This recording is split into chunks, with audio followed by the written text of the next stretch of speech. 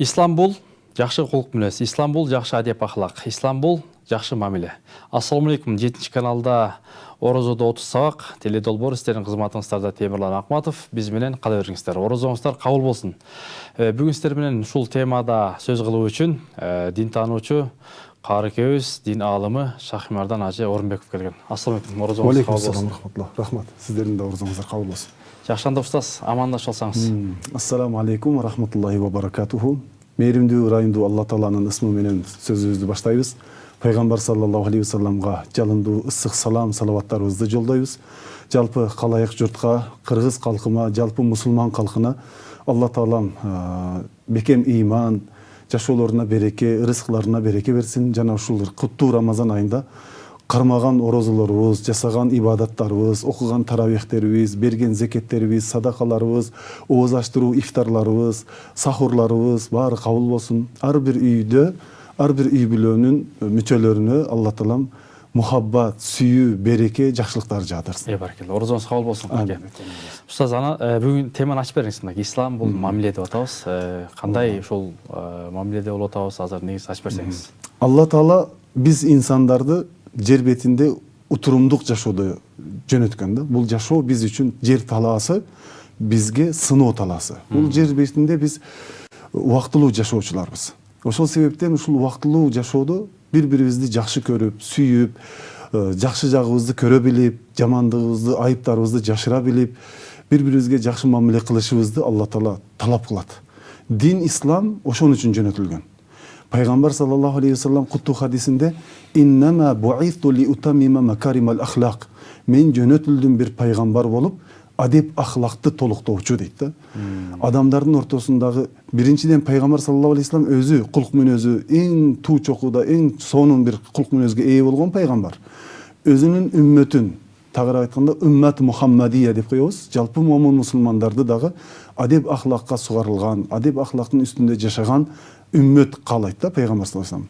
Динибиз мына ушунун үстүндө, адамдын үстүндө иштейт. Адам демек адеп ахлактуу, ыймандуу, уяттуу, адептүү болуш керек. Кур'ан-ы Каримде ошол Ахзаб сүрөсүнүн 21 аятын карасак дагы Астагфиру билла лакад кана лакум фи расулиллахи усватун хасана лиман кана яржуллаха вал явмал ахир. Ахиретке ишенгендер, Аллага ишенгендер, Алланы көп эстегендер, зикир кылгандар үчүн ал пайгамбарда көптөгөн усвай хасана, кулк мүнөз, адеп ахлактар бар дейт да, өрнөктөр бар дейт. Демек биз жашообузда ошо пайгамбар саллаллаху алейхи ва салламды үргү тутуп, өрнөк тутуп, пайгамбарыбыз кандай бир инсан болсо, пайгамбарлык вазифасын аткарганда дагы кандай бир пайгамбар болсо, биз үммөтү дагы пайгамбарыбызды ээрчип, адеп ахлактуу, адептүү жана адамдар менен өз ара мамиле жасаганда пайгамбарыбыз кандай мамиле кылган, биз дагы ошого карап өзүбүздү калыптандырышыбыз керек. Дин ислам, ислам динибиз ар түрдүү мүнөздөгү адамдарды бир түрдүүлүккө чакырат. Мисалы, ачууланбаш керек. Кичипейил жөнөкөй болушубуз керек. Берешем болушубуз керек. Жоомарт болушубуз керек. Адамгерчиликтүү болушубуз керек да. Чыңгыз атабыз дагы айткандай, адамга күн сайын эң кыйыны адам болуу. Күн сайын адам болууга аракет кылышыбыз керек. Адам болуп жашаганга аракет кылыш керек. Ал үчүн өзүбүздөн баштайбыз. Биринчиден өзүбүздүн ички жан дүйнөбүздү байытышыбыз керек. Кулк мүнөзүбүздү оңдошубуз керек. Пейлибизди оңдоп, ошо жакшы инсан болууга дайыма тырышышыбыз керек. Ал эми мен ушундаймын, мага боло берет деп билгенибизди жасай бере турган болсок, анда биздин мүнөзүбүз башкалардын мүнөзүнө туш келгенде ошол жерде жакылашып, туура эмес мамилелер ортого чыгат. Ортодо мамилебиз үзүлүп калат. Ошого ислам динибиз адамдардын мүнөзүн баарын бирдей болушун каалайт. Жөнөкөй, жупуну, кичипейил болушун ислам динибиз ушуну каалайт. Фуркан сүрөсүндө бир аят эсиме түштү. Айтылат да, Астагфиру билла ва ибадур рахманиллазина ямшуна алал арди хауна ва иза хатабахумул жахилуна қалу салама. Рахмандын мээримдүүнүн кул пенделери жер бетинде басканда ушундай бир жөнөкөй, жупуну, кичипейил болуп жүрүшөт дейт да. Качан жахилдер, караңгылар сөз атса, аларга карата өч алуу, аларга карата бир душмандык кылбастан, колу салама, силерге тынчтык эле болсун деп тынчтык каалап туруп өтүп кете беришет дейт да. Ошончолук Алла Таала биздин мүнөзүбүздү жөнөкөй болушубузду каалайт. Ошого биз ар бир кыймыл аракетибизде, жүрүм турумубузда пайгамбарыбызды үлгү алабыз. Пайгамбарыбыз кандай бизден үммөтү кандай болушун бизден талап кылган болсо, ошого жараша кадамыбызды таштайбыз иншалла. Устаз, анан ушул бул ай, бул орозо үлгү өрнөк, ошол жакшы адам болуунун айы дейт го. Жаштарга ушул баягы сиз өзүңүз университетте сабак берген катарында, имам хатип баягы баяндарыңызда деги эле ушул айды биз кандай жакшы түшүмүн алып калыш үчүн кандай амалдар кылыш керек? Бул 11 айда бир келген бир мугалим десек де болот да, Рамазан айы. Рамазан айы Алла Таала тарабынан бизге берилген бир белек, ажарлуу бир айда, бермет десек де болот. Ушул деңиздердин тереңинен жаткан ошол жемчуг жанакындай берметтер бар эмеспи? Ооба. Ошону адам баласы тапканда кандай жыргап, сүйүнүп, ошону кубанып, бир чоң бир байлыкка жеткендей, Рамазан айы келген учурда мусулмандар ошондой сүйүнөт. Рамазан айы бул өзгөчө бир Алла Таала тарабынан берилген бир белек. Ага атайын алдын ала даярданып, нафси өзүбүздүн ички жан дүйнөбүз менен даярданып, анан ошол эле учурда жашообузду Рамазанга карап пландап, мүнөзүбүздү, кулк мүнөзүбүздү оңдоп, Рамазан айы келгенде ушунчалык жумшак, жөнөкөй болуп, себеби Рамазанда пайгамбар саллаллаху алейхи вассалам айтканда, ким орозо кармаса, сөгүнбөсө, жаман сөз сүйлөбөсө, Рамазандын соогуна ишенип туруп орозо кармаса, анын күнөөлөрү, өтмүштөгү бардык күнөөлөрү кечирилет дейт да. Ал эми ачка калып жөн эле күндүн таң аткандан баштап кеч киргенге чейин орозо кармады, жебеди да. Ачка болду. Бирок ачка калды. Бирок сөгүндү, жаман сөздөрдү айтты, бирөө менен араздашты, урушту, анан бирөөнүн көңүлүн оорутtu, капа кылды. Ушул сыяктуу бир жат көрүнүштөр жашоосунда Рамазан айы ичинде, күндөрүндө, секундтарында, мүнөттөрүндө ошондой бир жагдайга туш болсо, пайгамбарыбыз муну дагы эске алганда айткан, анын ачка калганынан башка эч кандай пайдасы жок деген бир мааниде айтылды да.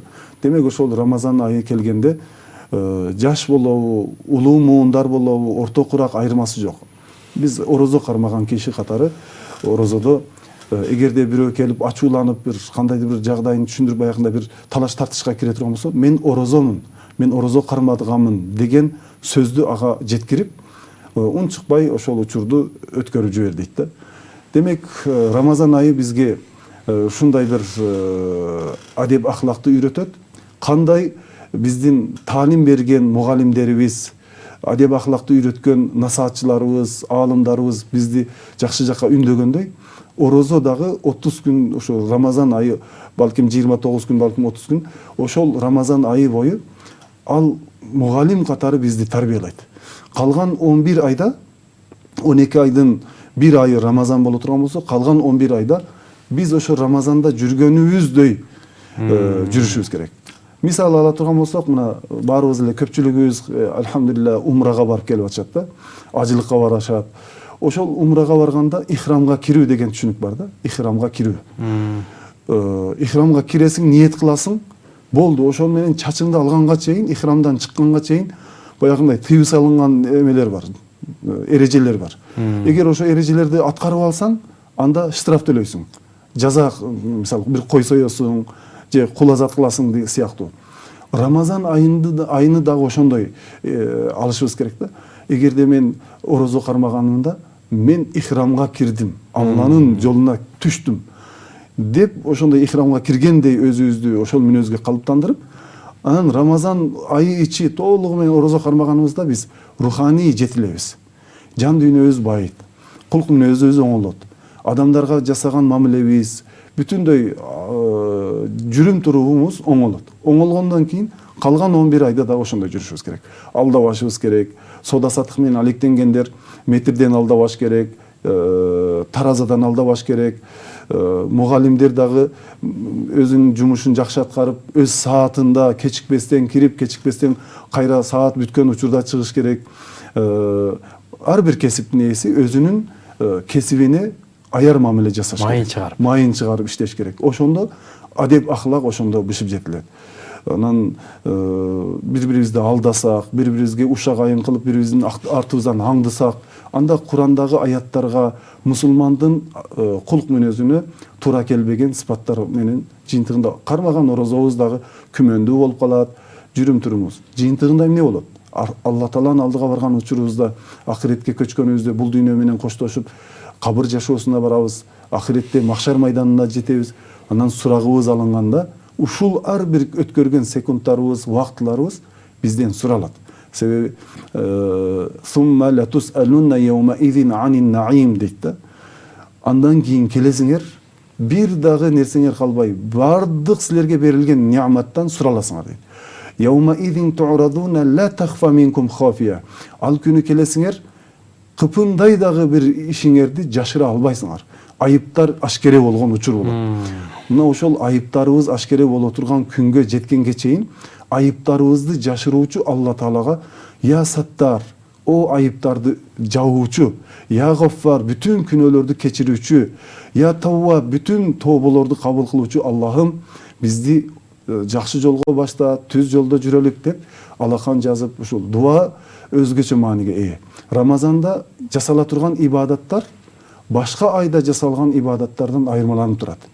Рамазандагы жасалган ибадаттардын сообун жада калса периштелер дагы эсептей албайт. Жабырейил периште дагы кумдун, жер бетиндеги кумдун, деңиздеги суунун тамчыларын эсебин чыгарам. Бирок Рамазан айындагы орозо кармаган, орозосу кабыл болгон пенденин сообуна эсебим жетпей калат. Аны мен эсебин жеткире албайм деген сөз бар да. Демек шанс ай экен да. Ооба, ошончолук бир маанилүү ай. Бул айда биз болушунча тырышып, сооп куржундарыбызды толтуруш керек. Күнөөлөрүбүз азайып, сооп куржундарыбызды толтурушубуз керек. Фуркан сүрөсүнө дагы бир аят келди, эсиме. Айтылат да, пенде эгерде кылган күнөөлөрү көп болсо, тобо кылса, тобо кыла турган болсо, Алла Таала ошол тобосун кабыл кыла турган болсо, юбаддилуллаху сайyiатихим хасанат дейт. Күнөөлөрүн жада калса, Алла Таала ошончолук жомарт, улуу пенделерине мээримдүү, жасаган күнөөсүн дагы соопко алмаштырып коем дейт да. Ал эми бул Рамазан айында тобо кылсак, тобобуз кабыл болот, дуа кылсак, дуабыз кабыл болот. Эмне иш кылбайлык баарынын Алла Тааланын ыраазылыгы үчүн кылышыбыз керек. Анан эмне себептен мынчалык Рамазан айына соопту мынчалык мол кылып, берекелүү кылып койгон? Анткени Рамазанда рия жок. Эл көрсүн, кожо көрсүн, бирөө мактасын, мен орозо кармап жатам деп мактана албайсың да. Сенин ичиңдеги орозо кармаганыңды бир гана жараткан Аллах өзү билет да. Ошол себептен анын сообун мен берем деп айтат. Ошого биз ушу Рамазан айында кулк мүнөзүбүздү оңдошубуз керек. Исламды, динибизди жакшы карманышыбыз керек. Ислам динибиз адам баласын абийирин сактайт, намысын коргойт, мал дүйнөсүн коргойт. Ушул динибизди биз алаканыбызга ушундай салып, дайыма ошол башыбыздын үстүндө көтөрүп жүрүшүбүз керек. Бул динге келип калышыбыз дагы жөндөн жөн эмес. Алла Таала бизге хидаят бергендиги үчүн ушул исламды кабыл кылдык. Инна дина индаллахил ислам. Алла Тааланын алдында кабыл болгон дин бул бир гана ислам да. Ислам дининдеги буйруктардын бардыгы адамдардын өз ара ортосундагы мамилелер түз болуш керек. Ушул ченемдүү кыска өмүрүбүз бар. 70 же 100 бир кылымдын ортосунда. Пайгамбар саллаллаху алейхи вассалам ошо менин үммөтүм 60 менен 70 деген айткан сөз бар эмеспи? Ооба. Мына ушул кыска бир өмүрдө эч кимди тарынтпай, эч кимден тарынбай, эч кимди капа кылбай, эч кимден капа болбой, аулиялык принципте жашап өмүр кечириш керек. Аулиялар ошондой экен да. Пайгамбарыбызды бекем этегинен кармап, пайгамбарыбыз жада калсак кандай кадам таштаган, аулия заттар дагы мында Алла Тааланын достору. Ошондой болгон. Биз дагы үммөт катары карапайым калп ошондой болушубуз керек. Аллах айтат: Аллаху валиюллазина юхриджуху миназ-зулумати илан-нур. Аллах өз досторун, вали заттарды юхриджуху миназ-зулумати илан-нур. Караңгылыктан нурга чыгарып коет дейт да. Демек, биз ошол таза жашасак, исламды бекем карманып жашасак, Алланын досу болот экенбиз. Аллах Бакара сүрөсүндө айтып атат: пенделерим ошол бүт амалды, жакшы амалдарды аткарса, жакшылыкка чакырса, жамандыктан кайтарса, өздөрү дагы ыйман келтирсе, анан Allah аларга ушундай бир достук түзөт да. Мисалы Ибрахим алейхисаламды Аллах Таала халилим деген да. Ошол себептен Ибрахим халилуллах деп айтабыз. Ибрахим алейхисалам Алланын досу депчи. Биз дагы инсан катары эгер баралыбызга жетип, нафсибизди тарбиялап, нафстин дагы өзүнүн эмелери бар, катмарлары бар. Нафсу аммара, нафсу мулхима, нафсу лаввама, нафсу мардия, нафсу радия, нафсу камила деп, нафсу мутмаинна деп келет. Ушул нафсибиз, ичибиздеги нафсибиз чыныгы мусулманчылыкка жетсе, мусулман кыла алсак ичибиздеги нафсибизди, каалоолорубузду, арзу каалоолорубузду уламдай сындырып, бекем жашай турган болсок, биз дагы ошол тепкичтерди көтөрүп, эң аягында нафсу камила деген сыпатка ээ болот да кээ бир инсандар. Ага баары эле жете бербейт. Бирок Аллах Таала атайын өзүнүн сүйгөн пенделерин ошондой нафске жеткирет. Орозо биздин нафсибизди тарбиялай турган бир мугалим да. Иншалла, эгерде жакшы орозо кармасак, жакшы амалдарды көп аткарсак, Аллах Таала бизди куткарат, тозоктон куткарат. Анткени мына Рамазан айында мындай деп айтылат да, биз таспихте, ошо таравихтин таспихетинде айтабыз, аввалуху рахма. Алгачкы 10 күнү ырайым күнү дейт да. Ва авсатуху магфира. Ортоңку 10 күнү кечирим күндөрү.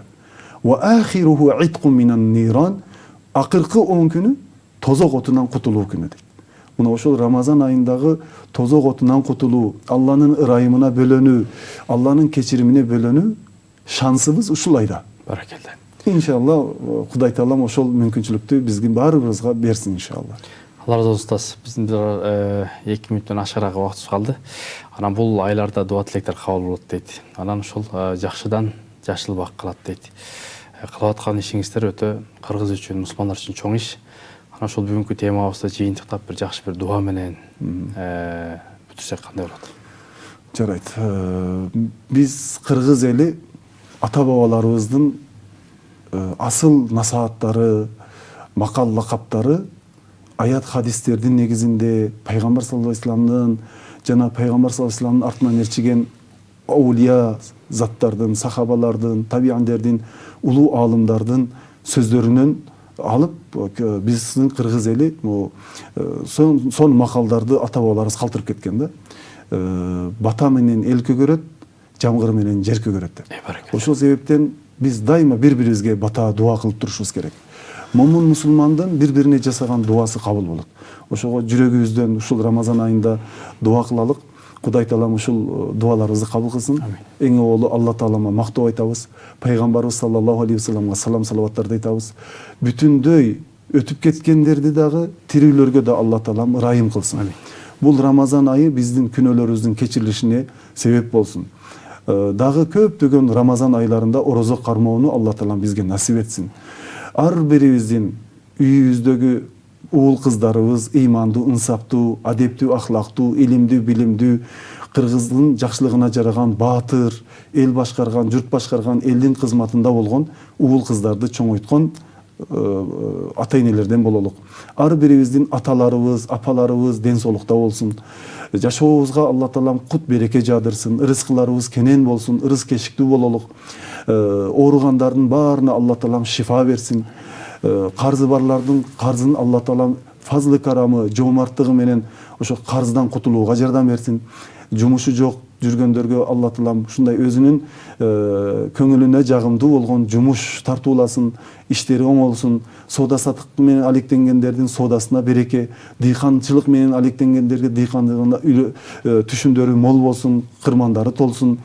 Кимдин эмне муктаждыгы болсо, Алла Таалам ошол муктаждыктарыбызды баарын Алла Таалам жеңилинен берсин. Жолдорубуз ачык болсун. Үйлөнө албай жүргөн жаштар өз тагдырлашын, жубайын таап, үйлөнсүн. Турмушка чыга албаган карындаштарыбыз, эжелерибиз өзүнүн жолун таап, тагдырлашын издеп турмушка чыксын. Балалуу болбогондор балалуу болсун. Баарыбызга Алла Таалам жүрөгүбүзгө ыйманды уялатсын. Ошол ыйманыбыз жүрөгүбүздү кооздосун. Бизге жакшы иштерди сүйдүрсүн, жаман иштерди жек көрсөтсүн. Жүрөгүбүз ушундай бир жумшак, адамгерчиликтүү, кичипейил, чыныгы ыйман даамын таткан момун мусулмандардан болууну насип этсин. Анан ушул 7 каналда иштеген ар бир кызматкерге жана ушул 7 каналдын иштерин жүргүзгөн бардык бир туугандарыма, агаларыма, эже карындаштарыбызга баарына ден соолук тилеймин. Тилеги ушул иштери оңолсун. Кыргызыма пайдалуу эфирлерди жарата берсин. Бул жерде мына сиз дайыма орозодо 30 сабак деп жакшы программаларды чыгарасыз. Мен канча жолу ошо сизди телевидениядан көрүп жүрөм. Сиздин дагы жасаган иштериңиз Алла таалам кабыл кылсын. Не максат тилектериңиз болсо бардыгын Алла таалам жеткирсин. Жалпы кыргыз калкыма, жалпы мусулман калкына жакшылык тилеймин. Ва саллаллаху таала аля хайр халкихи Мухаммадин ва аля алихи ва асхабихи ажмаин ва ахиру да'вана анилхамдулиллахи rabbil alamin. Орозоңуздар кабыл болсун, урматтуу телекөрүүчүлөр. Бизге бөлүнгөн бүгүнкү ошол орозодо 30 сабак теледолбоор соңуна келди. Эң оболу ошол пайгамбарыбыздан үлгүсүн өрнөгүн алсак, анда эки дүйнөбүз берекелүү болот. Жана ошол Кудай Таала кереметтүү айда Куран окуучулардан Курандан үлгү алалы. Кийинки эфирден амандашканга чейин Аллах Тааланын саламы, тынчтыгы, берекеси, жакшылыктары сиздер менен болсун.